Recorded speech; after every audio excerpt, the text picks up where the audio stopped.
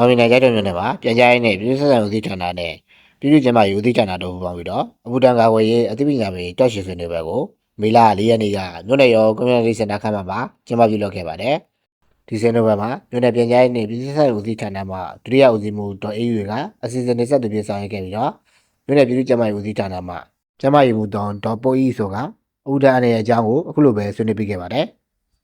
အပူဒဏ်ကြောင့်တတိပြုရမယ့်အမြဲလက္ခဏာတွေဆိုရင်တော့အပိုင်းနှစ်ပိုင်းရှိပါတယ်ရှင်။အပူဒဏ်ကြောင့်ပင်ပန်းနဲ့ခြင်း heat exhaustion နဲ့အပူဒဏ်ကြောင့်တတိလစ်ခြင်းဆိုပြီးတော့ heat stroke ဆိုပြီးအပိုင်းနှစ်ခုရှိပါတယ်ရှင်။ဒီမှာဆိုလို့ရှိရင်တော့ heat exhaustion အပူဒဏ်ကြောင့်ဒီပင်ပန်းနဲ့ခြင်းမှာဆိုရင်တော့ကနဦးလူနဲ့ဆိုရင်တော့ခေါင်းမူခြင်းခေါင်းကိုက်ခြင်းတော်လို့ရှိရင်တော့ကြက်တက်ခြင်းနှုံးချိခြင်းနဲ့လွန်မင်းရေစာခြင်းခဏမငြိမ်ဖြစ်ခြင်းခဏကိုအပူချိန်မှာလွန်မင်းတက်လာခြင်းဖြစ်ပါမယ်။နောက်ပြီးတော့ဒီအပူဒဏ်ကြောင့်ရေးနစ်ခြင်းလက္ခဏာများ heat stroke မှာဆိုရင်တော့အရေးပြားမှာဆိုရင်တော့၆တွေ့လာမယ်ပြီးသွားလို့ရှိရင်အပူချိန်ရဆိုရင်တော့အလွန်မင်းမြင့်တက်လာမယ်ကြောင်တန်းဖြစ်ခြင်းနဲ့တက်ခြင်းတတိလစ်ခြင်းတို့ဖြစ်ပေါ်လာနိုင်ပါတယ်ရှင်။နောက်တစ်ခုဒီ heat exhaustion ဆိုတဲ့ဒီအပူဒဏ်ကြောင့်ရေဓာတ်ဖက်ဆောက်ခြင်းအဆင့်မှာဆိုလို့ရှိရင်တော့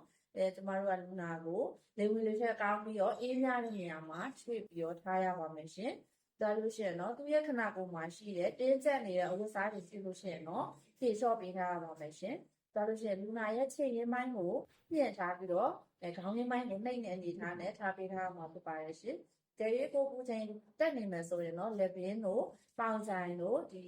ဂျိုင်းတို့မှာဆိုရင်တော့ရေဘက်တိုက်ပေးရမှာဖြစ်ပါရဲ့ရှင်။လူနာကောင်းစွာတတိယနေမယ်ဆိုလို့ရှိရင်တော့ကျမတို့ကဓာတ်စားရည်ကိုတိုက်ပေးရမှာဖြစ်ပါရဲ့ရှင်။ပူထန်အန်ရကိုအထူးသတိပြုရမယ့်အုပ်စုကတော့ကျမတို့ကကလေးငယ်တွေရဲ့တက်ကြီးရွယ်အိုတွေရဲ့ပြီးသွားရင်တော့ကိုဝင်ဆောင်နဲ့နိုးတိုင်းမိခင်များဖြစ်ပါတယ်ပြီးရင်တော့ကျမတို့ကဒီနာတာရှိယောဂခံစားနေရတဲ့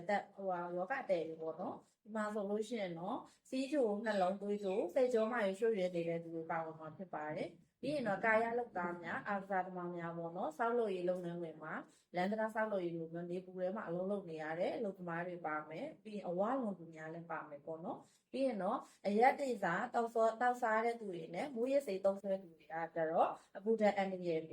တိပြုရမယ့်တက်အုပ်စုဖြစ်ပါရှင်ကြတော့ပြင်မယ်ပြန်ကြားရေးနဲ့ပြည်ဆက်ဆက်ဦးစီးဌာနအနေနဲ့အခုလိုအသိပညာပေးတောက်ရှိုးစီစဉ်ရိုက်ကူတောက်တဲ့ညပါဝင်ပြည်သူအသိပညာပေးဝေသဖို့လုပ်ငန်းတွေကိုစစမပြဆရာလည်းရှိတယ်လို့သိရပါတယ်။